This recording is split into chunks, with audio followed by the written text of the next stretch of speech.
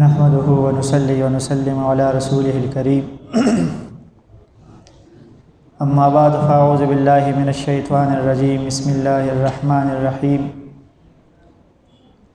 व क़ाल अल्लाहु तबारक व तआला फ़ी कलामिहिल मजीद व फ़ुरक़ानिहिल हमीद व यकूनुर रसूलु अलैकुम शहीदा सदक़ल्लाहु मौलानल अज़ीम व बल्लगना रसूलुहुन नबियुल अमीनुल करीम वक़ाल अल्लाहु तबारक व तआला फ़ी शानि नबिय्यिना मुख़बिरन व आमिरा इन्नल्लाहा व मलाइकतहु युसल्लूना अलन नबी या अय्युहल्लज़ीना आमनू सल्लु अलैहि व सल्लिमू तस्लीमा। दुरूद शरीफ अल्लाहुम्मा सल्लि व सल्लिम अला सय्यिदिना मुहम्मद व आलिहि व इत्रतिहि बिअददि कुल्लि मालूमिन लक सलातुन व सलामुन अलैका सय्यिदी या रसूलल्लाह व अला आलिका व अस्हाबिका सय्यिदी या हबीबल्लाह। मुहतरम अज़ीज़ानो, मशरानो कशरानो, नन द दर्स सलोरम शपदा और द कायद मुहतरम पर इजाज़त बांधे ज़ो नन सासु दौड़ांदे द नबी अलैहिस्सलातु वस्सलाम द हाजिर और नाजिर मसला पदे बाने लगा रोशनाई चौल गवाड़म ज़का आम तौर बांधे ज़मुंग सुनियानो मुतालिक दा खबर मशहूर दा चिदी नबी अलैहिस्सलातु वस्सलाम हाजिर नाजिर मनी पसब की वतज़े प्रीक दी कुर्से व तयखी या चरता द जनाजे मुंजवी नगे के मुँह वतज़े प्रीदी नबी अलैहिस्सलातु वस्सलाम तशरीफ़ रौड़ी नौलायाज़ बिल्लाह सुम्मा व सुम्मा ज़मुंग अदा से हरगिज़ अक़ीदा न दा मुंग नबी अलैहिस्सलातु वस्सलाम हाजिर नाजिर मनू लेकिन चरता मंगा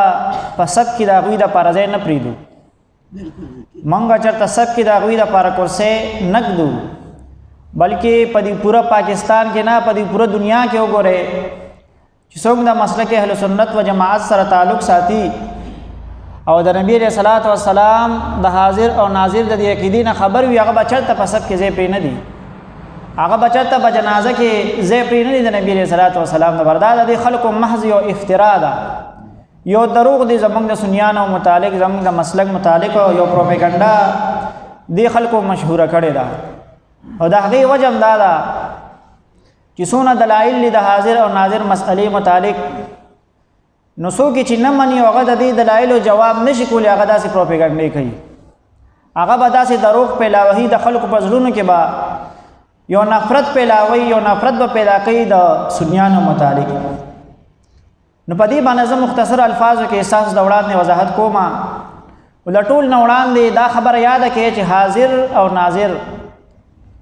द अल्लाह ताला जकम अस्माउल हुस्ना दी सिफ़ात ती पहागे की द हाजिर और नाजिर अल्फाज तक निश्ता नगोरे द अल्लाह ताला जकम अस्मा दी द अल्लाह ताला जकम सिफ़ात दी दे बारे के ज़मुंगा द अहले सुन्नतो चिकम मज़हब दे खुसूसी द इमाम अबुल हसन अशअरी सेब चिकम शरहुल मवाक़िफ़ की सईद सनद ज़िक्र करे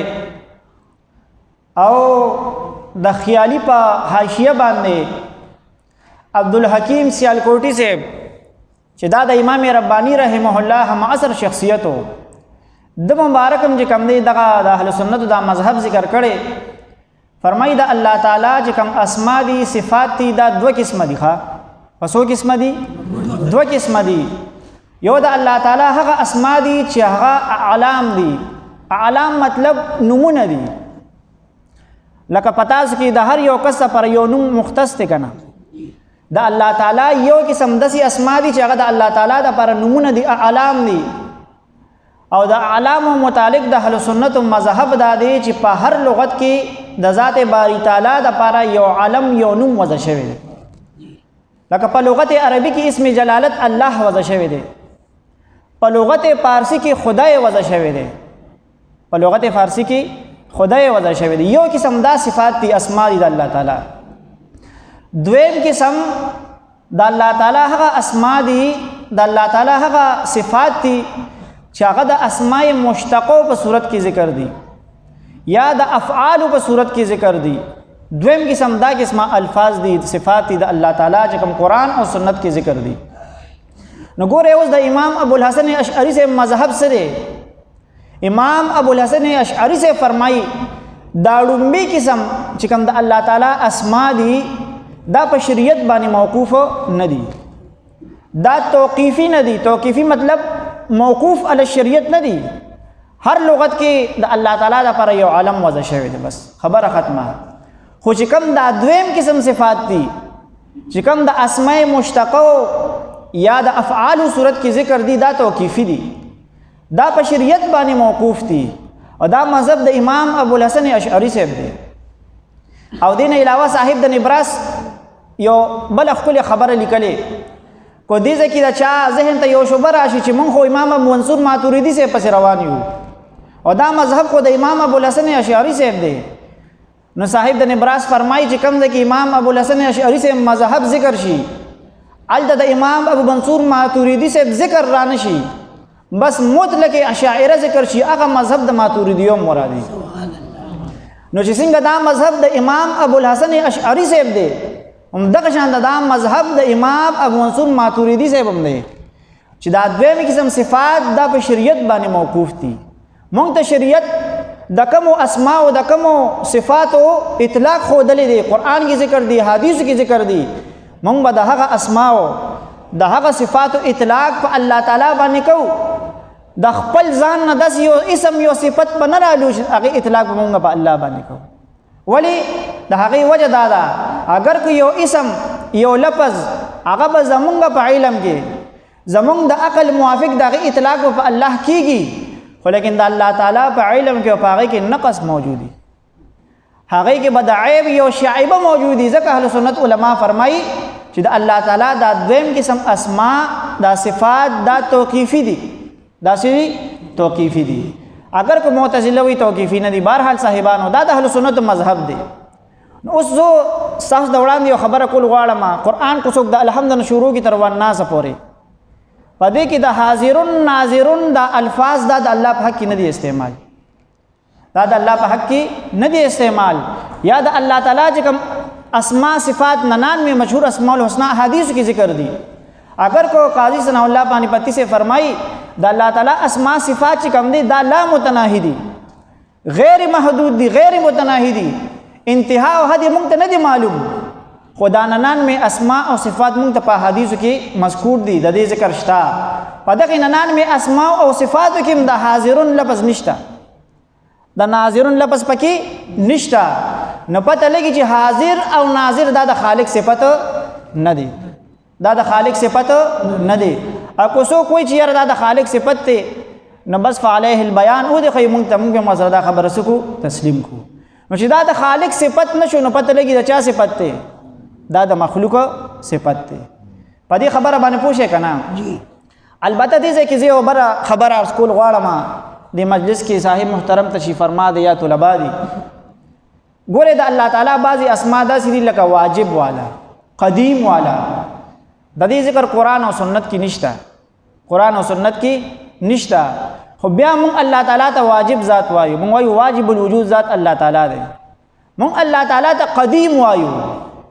د واجب مطلب دا دی چې چا وجود ضروری وي، او د قدیم مطلب دا دی چې چا د پاره نه ابتدا وي او چا د پاره نه انتها وي، نه چا نه ابتدا معلومه او نه انتها معلومه. عام یو آسان انداز کې ساس د وړاندې ما د دې وضاحت وکړو. نو دا قسمه داسې اسماء دي صفات دي د الله تعالی چې دا قرآن او سنت کې نشته. نسبه کوو زه په مونږ باندې خو یو اعتراض راغی که نه. نو الفرق بین الفرق صاحب لیکلی چې د الله تعالی چې کوم اسماء او صفات دي دې لپاره مأخذ چې کوم دی دا 3 سیزونه دي. د 3 سیزونه مته دا اخذ کې اول نمبر به قرآن کې ګوري، دویم نمبر به په سنت یعنی حدیث کې ګوري، دریم نمبر به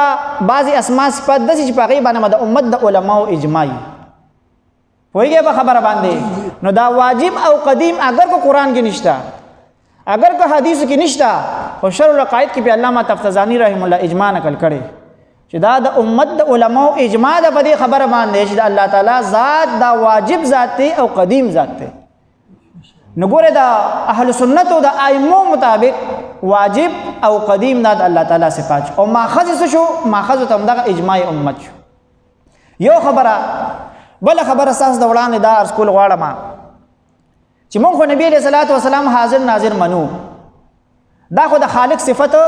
نشو نو مخلوق صفت شو نو مخلوق کی مونږ څوک منو نبی علیہ الصلوۃ والسلام منو نو آیا په مونږ یو اعتراض وس کیږي چې یرا یو مولا صاحب د دې زمانه نبی علیہ الصلوۃ والسلام د حاضر ناظر وای نو آیا په خوا محدثین او فقهاو کې چې نبی علیہ الصلوۃ والسلام د حاضر ناظر ویل دي کنه زوی ما بالکل محدثین او فقهاو د نبی علیہ الصلوۃ والسلام د پر د حاضرون ناظرون الفاظ وروړي دي لکه مولا علی قاری رحمه الله کته مصر دفتر کې دا صاحب محترم قائد محترم کتابونو کې پروت مرقات شرح مشکات کې حواله معروف کې مولا علی قاری صاحب نبی علیہ الصلوۃ والسلام متعلق فرمایي نبی علیہ الصلوۃ والسلام په دې عالم اکبر کې حاضرم دي او ناظرم دي سبحان الله دین علاوه دا زمامه تفسیره البیان نے اسماعیل حقی سے فرمایي نبی علیہ الصلوۃ والسلام حاضر او ناظر دي د خپل امت په اعمال باندې درېمه حواله شیخ عبدالحق محدث دهلوی رحمه الله د دې کتاب د اخبار الاخيار د دې په حاشیه باندې د شیخ عبدالحق محدث دهلوی رحمه الله مکاتیب دي مکتوبات خطونه چې چا متعلق لیکلي دي یا چاته لیکلي دغه په حاشیه کې یو مکتوب دی هغه ته ویل کېږي اقرب السبل هم په هغه کې شیخ عبدالحق محدث دهلوی رحمه الله تصریح کړی دا نبی رسول الله صلی الله علیه وسلم فرمایي چې بر اعمال امت و احوال امت حاضر و ناظر است چې نبی علیہ الصلوۃ والسلام د خپل امت په اعمال باندې او په احوال باندې حاضر او ناظر دي سبحان الله سو حواله شوي درې حواله شوي سلورم نمبر تفسیر ساوی کې امام ساوی مالکی رحمه الله دا مشهور شخصیت دی دا امام ساوی سے په تفسیر ساوی کې د نبی علیہ الصلوۃ والسلام متعلق د حاضر او ناظر الفاظ وروړي سلور حواله پنځم نمبر جواهر البحار فی فضائل النبی المختار صلی الله علیه وسلم دا یو کتاب دی علامہ یوسف نبہانی سے د ترکی یو عالم دی هغه د نبی علیہ الصلوۃ والسلام فضائل باندې کتاب لیکلی سلور جلد کې او په دې کتاب کې د خپل ځانی سے لیکل نه دی کړي د پخوانی علما او محدثینو چې چا د نبی علیہ الصلوۃ والسلام فضائل لیکلی دي هغه راجمع کړي دي هغه څه کړي دي راجمع کړي دي نو په هغه کې یو عالم دی علامہ نور الدین حلبی او دا حنفی فقیه تیر شوی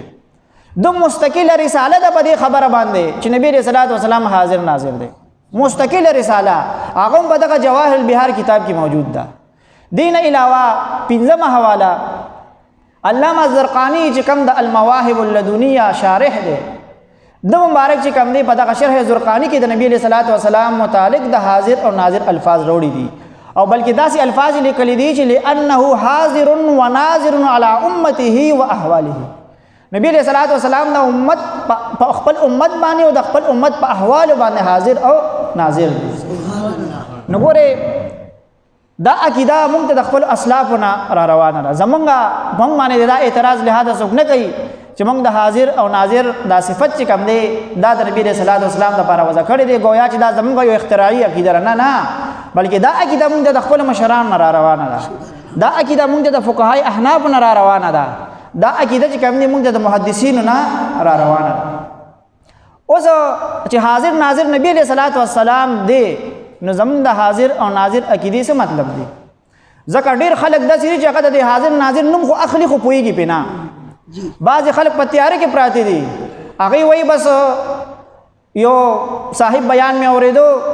وہی سنا ہے آپ ہر عاشق کے گھر تشریف لاتے ہیں ودا سے بنوائے ولی لکوی نہ بوائے ویرا دا خود الله صفت ته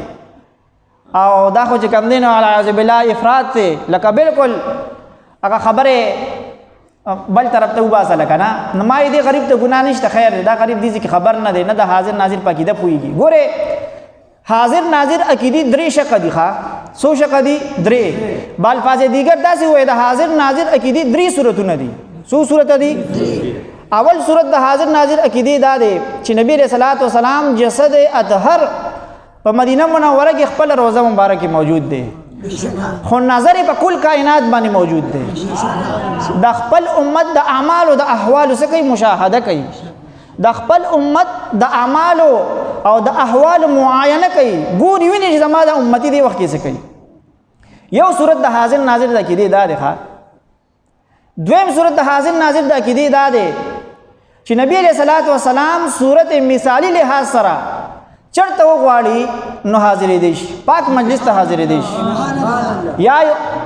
چرته یو خپل امتی باندې نظر د کرم وکړي هغه وفات شوي دغه جنازې ته حاضرې دی شي. یا یو پاک مجلس د میلاد شریف مجلس دی او چرته محبوب علیہ الصلوۃ والسلام چاته د خپل والضحی رخسار دیدار ورکول غواړي نو هغه مجلس ته حاضرې وکړي. دویم صورت د حاضر ناظر د عقیدې دا دی. دریم صورت د حاضر ناظر د عقیدې هغه دا چې د نبی علیہ الصلوۃ والسلام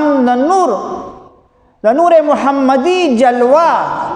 د کائناتو د ممکناتو کې هغه جاری او ساری د موجود د پکې. سبحان الله. سو صورت شو، درې صورت شو. دا غره انتهایی لکه ما اختصار نکار واغشو او کوشش مې چې تاسو آسان انداز کې پوي کم دی کې دی باندې. نو دا درې صورت ما حاصل تاسو د حاضر ناظر د کې دی بیان کو. او دا هر یو صورت د پر ځان نه دلایل دي، هر یو صورت د پر سدي ځان له دلایل دي. لکه ګوره اول صورت راواله مونږ وایو نبی علیہ الصلوۃ والسلام د خپل امت د اعمال او د احوال ملاحظه کوي، مشاهده معاینه کوي. جسد مبارک د نبی علیہ الصلوۃ والسلام مدینه منوره کې دی، اکه د مدینه منوره نه د خپل د کل کائنات څخه ملاحظه کوي. سبحان الله. دې معنی دلایل د قران عظیم الشان نه هغه سلور آیتونه دي. سو آیتونه دي؟ سلور آیتونه داسې دي چې په دریو آیتونو کې نبی علیہ الصلوۃ والسلام ته شهید ویل شوی دی. څه ویل شوی دی؟ او په سلورم نمبر آیت کې نبی علیہ الصلوۃ والسلام ته شاهد ویل شوی دی. نو ګوره شهید او شاهد، شهید چې کوم دی دا گواه ته وایي او د شاهد معنا اعلی حضرت رحمه الله کنز الایمان کې امام اهل سنت رحمه الله په حاضر ناظر سره کړ. اوس په تاسو ذهن ته راځي چې شهید او شاهد معنا څنګه دا حاضر ناظر؟ شهید خو ظاهر گواه ته وایي او شاهد معنا څنګه حاضر ناظر دا؟ نو ګوره شهید دا د فعیل وزن دی، شاهد دا د فاعل وزن دی. دا اسماء مشتقه دي، دا مبدا الاشتقاق غواړي. مبدا الاشتقاق د الفاظ د سيدي جنو مبدا الاشتقاق د لپاره امام راغب اصفهانی رحمه الله المفردات کې فرمای وې د دې دوان لپاره مبدا الاشتقاق هغه شهادت ته، هغه څه دی؟ هغه شهادت دی او شهود دی. او د شهادت او شهود معنی امام راغب اصفهانی صاحب څه کړی دا؟ الحضور مع المشاهده اما بالبصر او بالبصیره. د شهود او شهادت معنی چې کومه دا قصد وي دا حاضرېدل دي او مشاهده کول د ظاهري سترګو سره یا د زړه په سترګو سره. دا د شهود او د شهادت معنی ده. نو ګوره د شهود او شهادت نه د شهید را واغشتو او شاهد دی را واغشتو. نو دغه د حضور دغه معنی او د لیدو د معنی دا اوس په شاهد کې موجود دی او په شهید کې به موجود دی. نو کوم ځای کې چې د شهید او د شاهد د الفاظ د نبی صلی الله علیه وسلم په حق کې موجود دي نو دا غي مطلب هم دا دی چې نبی صلی الله علیه وسلم یا د زړه بسترګو سره او یا په خپل ظاهر سترګو مبارک باندې سکی د خپل امت مشاهده کوي، معاینه کوي، ګوري. لکه یو آیت کریمه ما تاسو د وړاندې د قران عظیم الشان نه وی الله فرمایي ويكون الرسول علیکم شهیدا. او دا نبی علیہ الصلوۃ والسلام رسول نه مراد نبی علیہ الصلوۃ والسلام دی. دا پتا سو باندې شهید گواه او تاسو سره نگهبان دی، گواه دی او نگهبان هم دی. ګوره دی تفسیر، دا تفسیر روح البیان دی. دا مبارک فرمایي چې د نبی صلی الله علیه وسلم د شهادت څه مطلب دی؟ د نبی صلی الله علیه وسلم په خپل امت باندې گواه دی. شهادت پر نبی صلی الله علیه وسلم ورځ د محشر ور کوي. وی د مطلب دا دی چې نبی صلی الله علیه وسلم ته د خپل هر یو امتی اطلاع موجود ده، خپل هر یو امتی پیژني، د خپل هر یو امتی د ایمان او رتبه پیژني چې زما دا امتی د ایمان په دې مرتبه کې دی. او بیا فرمای او وی دام پیژني چې زما دا امتی د ایمان ولې چې کم دینو په دې کې قوت ناراضي هغه معنی څه شي دی؟ هغه کومه پرده ده چې کوم دی زما د امتی د ایمان د پاسه چې هغه پردې د وجه زما د امتی د ایمان قوي کیږي نو دغه پرده او حجاب نبی علیہ الصلوۃ والسلام پیژني. او دین علاوه نبی علیہ الصلوۃ والسلام د خپل هر یو امتی ګناهونه پیژني، د خپل هر یو امتی اعمال پیژني، د خپل هر یو امتی نیکه پیژني، د خپل هر یو امتی اخلاص او نفاق هم پیژني خو دا څه د وجې پیژني وای دا چې کوم دی دا هغه نور د وجې نه پیژني چې کوم نور نبی علیه الصلاۃ والسلام ته الله تعالی ورکړی نو ګوره دې نه خو دا خبره معلومه شوه چې نبی علیه الصلاۃ والسلام د خپل امت په اعمال او احوال باندې خبردار دی که نه او دا مته پته چې زما د امتی د ایمان په کومه مرتبه کې دی دا نبی علیہ الصلوۃ والسلام ته پته را چې زما د امتی د ایمان لحاظ سره کو دې چې کوم دې ترقی نه کوي هغه معنی او حجاب څه شي دی هغه مته پته را د نیکو مته د خپل امتیانو پته را د ګناهونو مته پته را خو څه د وجې نه پیژني د نور د وجې نه پیژني هغه کم نور دی هغه نور چې الله تعالی نبی علیہ الصلوۃ والسلام ته ورکړي چې هغه د نبوت نور دی سبحان الله د څه نور دی نور نبوت دی نو ګوره دې سره یو اعتراض هم ختمیږي څنګه اعتراض بعض خلک وایي چې تاسو نبی علیہ الصلوۃ والسلام حاضر ناظر منې نو معراج شریف پشپلا مکان تلو ته ضرورت نه راځي د نبی علیہ الصلوۃ والسلام په سورلې باندې سفر کول د ضرورت بیا نه راځي او بس حاضر ناظر دی کنه معراج پشپلا مکان د څه دتلو رب العزت دیدار څه د کولو بلې سولو باندې څه د ګرځي د نبی علیہ الصلوۃ والسلام یا چې کوم دی بعض وخت کې با نبی علیہ الصلوۃ والسلام سفرونه کول دي سفر کول د څه حاجت هو نو ګوره صاحب تفسیر روح البیان ده عبارت نوازه شي نبی علیہ الصلوۃ والسلام د نبوت نور لحاظ سره سره حاضر ناظر دی د جسد عنصری لحاظ سره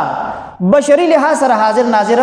نه دی نو چې بشر لحاظ سره موږ حاضر ناظر نه منو نو دغه اعتراضونه سکیږي خپل دغه کیږي ختم شو پوښه به خبره باندې کنا دین علاوه هم دا تفسیر بعینه کو څوک وایي چې تفسیر البیان زنه منما شاه عبد العزيز محدث دهلوی رحمه الله تفسیر عزیزی اردو ترجمه او چې کوم فارسی کې تفسیر فتح العزیز ما سره د کور کې هغه کتابونه موجود دي بعینه داسې تفسیر هغه مبارک هم دی آیت کریمه تفسیر کې کړي کوله که څوک صاحب د تفسیر روح البیان نه مني اکثر بعض خلک یې دا تفسیر صحیح نه دی ولی وې دا صوفي شخصیت دی هغه ته تصوف څه پويږي تا ته ګورو تصوف باندې پوي دا ګورا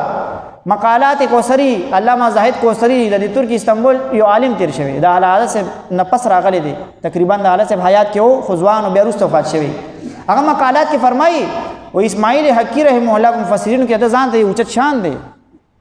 او دا تفسیر چې کوم دی تفسیر روح البیان او دا تصوف د حقیقت او طریقت نه ډک تصوف دی د متعلق خپل علامہ کوثری لیکلی دا معمولی شخصیت نه دی خو بهرحال کو تاسو مصنف د تفسیر روح البیان نه مني نو دا خو دیو منی کنه شاه عبد العزيز محدث دهلوی رحم الله چې هغه مبارک د هر مکتب فکر د سند د حدیث سند چې کم دي د ترسي د په واسطه باندې بیا شاه ولی الله سے ترسي زمونږ هم د حدیث سند کې د مبارک نوم دی نو دا مبارک دیو منی هغه به انهي چې کم دي نو داسې تفسیر کړي دی خو البته الفاظ په کې سیوا کړي هغه الفاظ سری او یرا څوک بداوي چې نبی له صلوات و سلام په دغه وخت کې موجود چې کوم حاضر خلکو دا غي په اعمال او احوال باندې خبردارو وینا نه دین پس چې کم غایب خلق دی رست برازي نو دغه نبوت نور لحاظ نبی له صلوات و سلام دا غي په اعمالو دا غي په احوال باندې دا غي په نیکو ګناهونو باندې هم سوي نبی له صلوات و سلام خبرداري پویږه به خبر باندې کنا ګوره دا یو آیت کریمه ما د قران عظیم الشان اساس د وړاندې بیان کو چونکه وخت د اجازه نه راګي چې پوره تفصیل وکما نو دین علاوه یو حدیث شریف اساس د وړاندې بیانول غواړم ګوره یو روایت کی راځي د ملک الموت متعلق او هغه روایت چې کوم تفسیر نشابوری را نقل کړي خو هغه تفسیر نه خو ځان سره دی ملک الموت بارک نبی رسول الله والسلام فرمای الله تعالی ته ټول دنیا د یو تالی په شکل کړي دا بس کم کس وفات کیږي د مبارک مختره غونډه دنیا د داسې بس روح ته بس کی چته تلو ته ضرورت ناراضي دا چا شان دی چا فضیلت دی دا د ملک الموت حضرت اسرائیل علیہ السلام شان عظمت فضیلت دی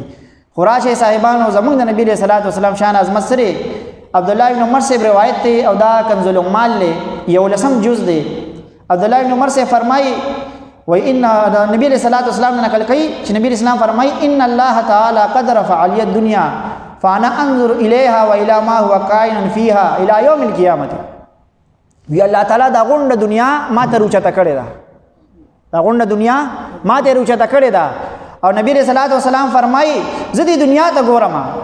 او سچ په دنیا کې تر قیامت د ورځې پورې کیدونکې رضوت ته ګورم بیا فرمای کانما انظر الى کفی هذه وزدی دنیا ته داسې ګورم لکه چې څنګه دی ورغوي ته ګورم ما ته دا ورغوي د لاس دا ورغوي نه دا تاسو ته څه وایي تلې موږ ته ورغی وایو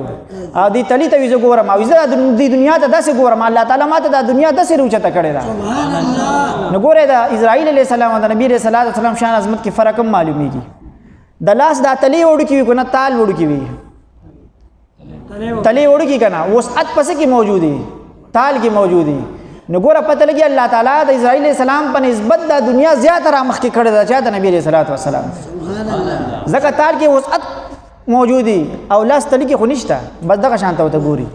نو ګوره نبی علیه السلام مبارک خپله فرمایي ما ته د دنیا الله تعالی داسې روچته کړې ده او په دې دنیا کې چې تر تا قیامت څه کېږي زه ورته ګورم تر تا قیامت چې څه کېږي په دې دنیا کې زه ورته ګورم نو تاسو خپله ووایئ تر تا قیامت چې د امتیان را روان څه کوي نبی علیہ السلام به ګوري که به نه ګوري ملاحظه مشاهده به کوي که به نه کوي دا د دې حاضر ناظر د عقیدې د اول صورت دلیل دی او که څوک فرمایي چې دغه وخت کې نبی علیہ السلام حیات و د نبی علیہ السلام د علم دا شان عظمت موږ منو خو نبی علیہ السلام حیات دغه وخت کې اوس خو نبی علیہ السلام وفات دی نو ګوره امام طبرانی معجم کبیر کې دا روایت نقل کړي الترغیب والترهیب کې مشته متعدد کتابونو کې شته جلالدین سیوطی سے خصائص الکبریٰ کی نقل کرے نبی علیہ السلام فرمائی ان علمی بعد موتی کا علمی فی حیاتی زما علم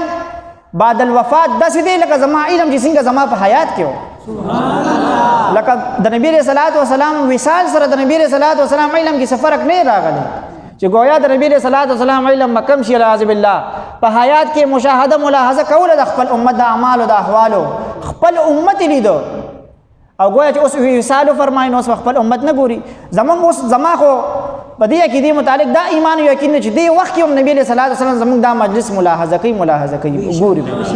مشاهده او معاینه وکړي د دې مجلس بالکل دا زما ایمان دی زمونږ دا عقیده ده ځکه موږ خپلو اسلافو دا عقیده نظریه پرېښې ده نو ګوره دا ښکاره دلیل شو د نبی علیہ السلام په حاضر ناظر کېدو باندې چې نبی علیہ السلام د خپل امت د اعمالو د احوالو ملاحظه کوي مشاهده کوي ملاحظه کوي معاینه کوي او څه خپل امتی ته پټ نشته دین علاوه نبی علیہ السلام باندې روایت د مسلم شریف هم دی مجموع زوائد هم کې شته دی تفسیر البیان کې شته نبی علیہ السلام باندې د خپل امت اعمال هم پیش کیږي ښا نبی علیہ السلام باندې مشاهده ملاحظه هم کوي خو د خپل امت اعمال هم پیش کیږي او هغه اعمال نبی علیہ السلام خپل فرمایي هغه اعمال ښه اعمال وي نو زه خوشاله شم د رب لا یزال حمد ادا کوم او هغه اعمال بد اعمال وي نو خپه شم او استاد لپاره د مغفرت دعا وکم خو کوی رسول کوئی چې نبی علیہ السلام خو مشاهده ملاحظه کوي اعمال پیش کول د څه ضرورت دی پوهیږئ به خبره باندې خپل امت ویني که نه نو اعمال پیش کول د څه ضرورت دی نو ګوره زه یو جواب کوم ستاسو د وړاندې الله تعالی سمیع بصیر ذات دی که نه خپل بندگان ویني که نه چې یار زما دا بنده څه کوي خو دا کرامن کاتبین دا فرښتې چې مقرر کړي دي چې یو نیکۍ لیکي بل ګناهونه لیکي او ورځ د محشر به دا د الله تعالی در کې پیش کېږي دا ګناهونه او نیکۍ نو الله ته علم نشته د دې علم باوجود دا بیا څه پیش کېږي پوهېږئ به خبره باندې خو الله تعالی به خپل عظمت او شان ته اشاره کوي که نه چې غوره ګورم او وینم هم تاسو خو دا فرښتې مې هم نه باندې مقرر کړي دغه شان د نبی علیہ السلام شان عظمت ته پکې اشاره ده چې اے امتیانو د نبی علیہ السلام ستاسو په اعمال او احوال باندې خبردار دي ستاسو مشاهده ملاحظه کوي خو شان عظمت دون دي چې ورته پیش کیږي ما پوهېږئ به خبره باندې که نه نو ګوره دا د حاضر او ناظر د عقیدې د اول صورت وضاحت شو دین علاوه په دې کې تفصیل نورم سیوا دي دلایل نورم سیوا دي خو دغه اول صورت مثال د وړاندې پیش کړو دویم صورت ما تاسو ته ویلو چې نبی علیہ السلام مبارک صورت مثالی لحاظ سره چرته وغواړي نو یو پاک مجلس کې هغې ته حاضرېدی شي او بلکې په آن واحد کې صورت مثالی لحاظ سره متعدد مکاناتو کې موجود دي شي آن واحد کې یو لحظه کې یو ساعت کې په مختلفو مقاماتو کې نبی علیہ السلام څه کېږي موجود دي شي اوس په یو کس وایي چې نبی علیہ السلام خو مدینه منوره کې دی او صورت مثالی مطلب دا چې الله تعالی د نبی علیہ السلام د جسد عنصری چې کوم دي نو امثال پیدا کی او دغه کې د هر یو مثال تعلق د نبی علیہ السلام د روح مبارک سره هغه کې تعدد راشي او د نبی رسول الله والسلام دا مثال چې کوم دی دا مختلفو ځایونو کې شي موجود شي. لکه غوث پاک سے مبارک راضی کنا چې غوث پاک سے مبارک د روزي میاشت وا او یو مرید براته وی قربان نن به روزه مات استعما سره او یو خادم هغه اوش مارل 70 مریدان رالل. سو مریدان رالل 70 مریدان رالل او هر چا سره غوث پاک سے وعده کړ بچی درځم با هغه لاړ خادم حیران دی چې غوث پاک سے مبارک به د چا چې کوم دینو روزه مات لذي دا خو او یا کسان برابر شو او باندې کې د روزه مات ټیم برابر شو. خادم داغه مبارک आवाज کو چې بچی راوړه خوراک راوړه حیران شو غوث پاک سے بنزي او دلته مبارک ناس دی او مریدانو سره وعده کړی دا چې روزه مات شو مونږ شو نمازتن مانځ ټیم راغی یو مرید راځي ډیر خوشاله دته تاسو کوي غوث پاک سے راغلو یا غوث پاک سے راغلو روزه را سره ماته کړی 70 په 70 مریدانو سره غوث پاک سے چا کړی دا روزه ماته کړی او سره د خادم بدی خبره غوال چې غوث پاک سے خپل خانقاه مبارک تشریف فرماو. نو عطا محمد بندیالوی رحمت الله تعالی علیه چې کوم استاد العلماء دي زم د حدیث او د علم د فنون او د حدیث سند ترسي عطا محمد بندیالوی رحمه الله دا یو ډېر لوی شخصیت تیر شوی صاحب محترم تشریف فرمای زموږ ساتي زو کې د الله تعالی درجات علی بلند بالا فرمای. ناغه مبارک دي کې فرق کړي هغه مبارک فرمای وګوره غوث پاک سے یو کست یو جزئی حقیقی دی واحد دی او جزئی حقیقی تکسر محال لے کثرت پکې نشی راتلې کثرت پکې نشی راتلې او دلته د غوث پاک سے او یو مریدانو کرا تشریف فرماشه وی دي او سې کړی دي روزه ماته کړي او سره د خادم فرمایي چې غوث پاک خپل خانقاه کې موجود نغم مبارک فرمایي دا تکسر جزئی نه دی دا تمثيل جزئی دی دا د جزئی حقیقی تمثيلات دي دا د غوث پاک سے کرامت ته چې الله تعالی د مبارک چې کوم دی امثال پیدا کړل او هر یو مثال چې کوم دی د هر یو مرید کړلاړو آلته روزه ماته او جسد حقیقی هغه خپل خانقاه مبارک کې تشریف فرماو. نو ګوره دغه شان نبی علیہ الصلوۃ والسلام جسد حقیقی مدینه منوره کې تشریف فرمایي خو الله تعالی د نبی علیہ الصلوۃ والسلام د جسد حقیقی مطابق چې کوم دی امثال هغه متعدد کی پیدای کی او آنے واحد کې دغه هر یو مثال چې کوم دین مختلفو ځایونو کې موجود شي. انو چا چې الله تعالی غوډه خپل فضل او کرم پیو کی او محبوب علیہ الصلوۃ والسلام بن نظر عنایت کی نو هغه دغه مثال دیدار هغه وکي نو هغه دا وای چې ګوره دا نبی علیہ الصلوۃ والسلام دی چونکی د دې مثال او د جسد عنصری مز کې حد درجه مشابهت وی نو هغه څوک چې دیدار کوي زیارت کوي نو هغه دا خبره تسلیمي چې او دا نبی علیہ الصلوۃ والسلام وایي به خبره باندې او جادین سیوطی رحم الله حاوی الفتاوا کې بده ډېر تفصیلی باس کړی دی تفسیر المانی کې دا وما ارسلناک الا رحمت للعالمین په دې ځکه تفسیر المانی ډېر تفصیلی باس کړی دی حتی تر دې د یو ولی الله قول نقل کړی دی ای ولی الله فرمای وی کو زمانه یو لحظه د پر نبی رسول الله والسلام غائب شي نو خپل ځان د مؤمنانو نشمارم وی زه دا ګمان کوم چې سره مان ایمان سلب شوی دی زه سره مؤمن مسلمان یمنه ولی زمانه نظر نبی رسول الله والسلام څه شي غائب شي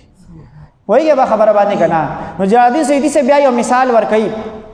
وير آنے واحد کی نبی علیہ الصلوۃ والسلام د امثال او تعدد څنګه راځي او سره د جسد عنصری مدینه منوره کې هغه مبارک فرمای وګوره د نور ته وګوره نور یو ځکه دی کنه او چې رڼا راشي رڼا په کل دنیا باندې خورشي کنه وایي نور یو ځکه دی رڼاګانی دغه شان د نبی صلی الله علیه وسلم جسد عنصری مدینه منوره کې دی خو الله تعالی امثال متعدد کی او هر یو مثال چې کوم دی او پاک مجلس کې شي موجود شي نو دا د دویم دلیل لږ مختصر د دویم صورت لږ مختصر وضاحت ما تاسو د وړاندې باندې وکړو دین علاوه التکشف یا د حکیم الامت علماء دیوبند کې عالم د شیخ شفلی تنوی صاحب هغه په دې باندې باس کړی دی چې نبی صلی الله علیه وسلم صورت مثالی لحاظ سره پاک مجالس کې حاضرې دي شيخه بهرحال دا د دویم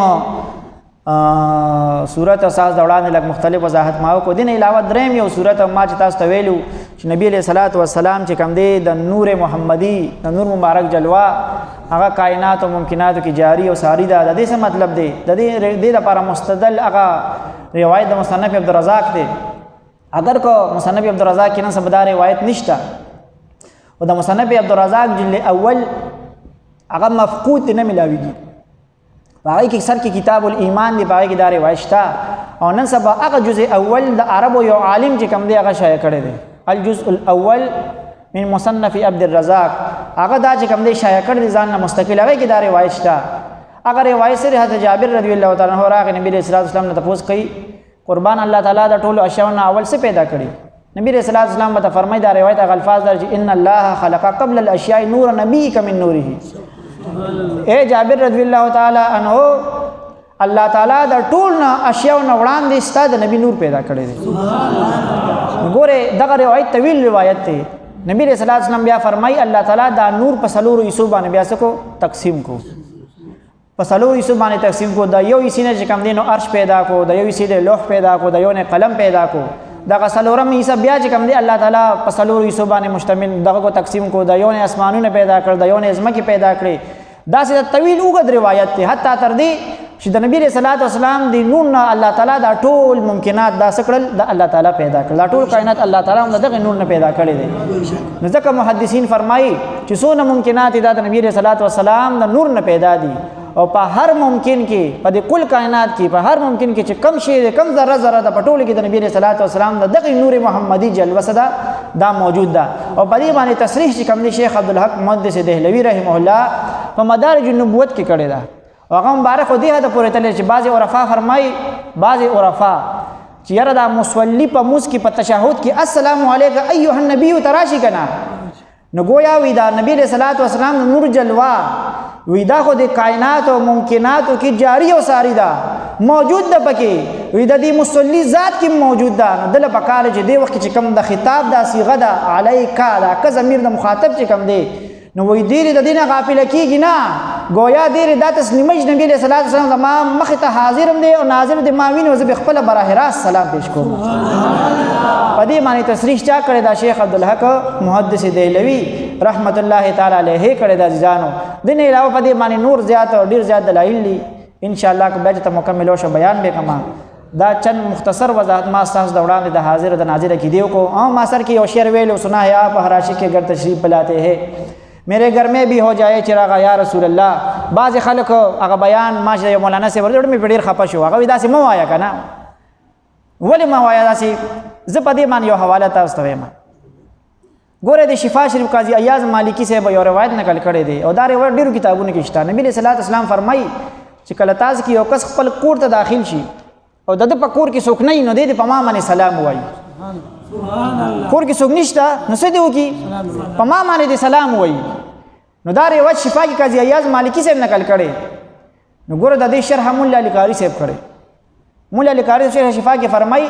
نبی صلی الله علیه وسلم ولې فرمایي چې په ما باندې سلام وایي. نقول هغه فرمایي لأن روح النبي صلی الله علیه وسلم